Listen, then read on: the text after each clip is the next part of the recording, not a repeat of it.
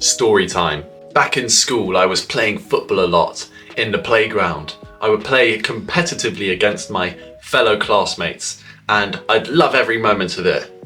But I wouldn't love when we lost. See, there are only two teams in football, and you don't always win. It's just the way it works. But I was such a sore loser. I have Asperger's syndrome, which means I am more sensitive to feelings of loss, anger, especially back in my childhood, because that part of my brain developed a bit later than everyone else. And so I was very harsh on myself. I would blame myself for my mistakes because often I would be negatively reinforced by my teachers or peers say, "You did this wrong. Why did you do that?"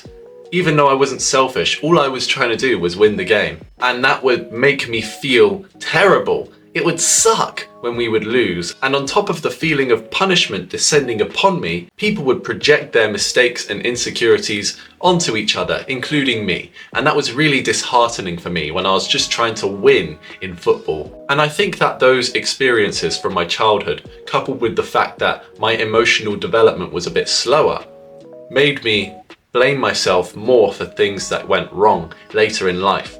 I still suffer from it this day.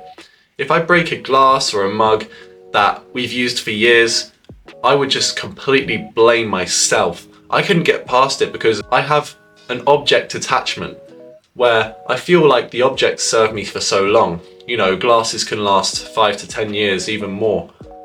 And if you break that, you've just ruined its run of form, let's say. And that really disheartens me because I feel all those previous times of having lost and I relive it all over again. So I just sulk in my mind thinking I'm not good enough. And then eventually I move on, but in that time it takes to move on, I'm very, very harsh on myself. So after all this time, I had to realize one thing, that accidents are no one's fault. Say, when I last broke a glass, I had my laptop lead wrapped around a coffee table, and I was sat on a sofa having been injured from an incident. I wasn't used to this space. The lead knocked it over as I moved my laptop, and it smashed, and I was so distraught at that time, particularly because of the psychological impacts of that accident. And now let me delve into that accident itself.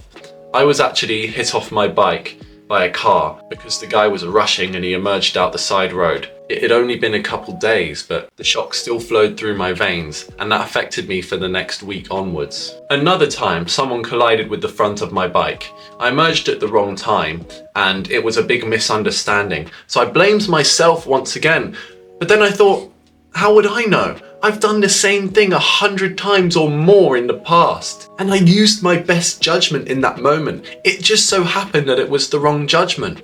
Should I be so harsh on myself? Thinking now in hindsight, I was a bit irrational at the time, but I didn't know any better. I just did what my heart felt was right. It wasn't out of malice that I caused that accident. It was just curiosity, habit, and innocence. So why should I blame myself? There was a time I got my phone stolen when I was 16. Do I forgive myself for that now? Of course I do.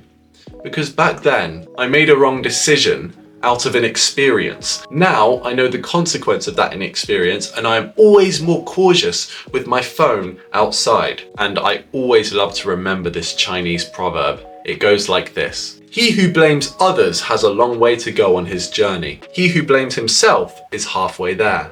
And he who blames no one has arrived. In terms of arrived, it means to have mental clarity on the situation and being calm in the mind. This is a concept that took me years to grasp, but I think at the age of 21, I'm most of the way there. So whenever a bad situation pops up in the future, remember not to blame yourself if you couldn't have anticipated it and you just followed your heart in the moment. Especially as an autistic person, you can be very harsh on yourself. And so I seek to help others my age who may have not had the correct diagnosis or help as they grew up. I have just launched the pre-sale for my autism consultancy business, where through one-to-one calls, I help you overcome the social difficulties of having autism and get you up to scratch to adult life, just like how I have. The link is in the description below, please check it out. So, don't be so harsh on yourself. you can logically justify it afterwards and then be completely content with the decision that you made. And realize that because that happened, you are more experienced in life.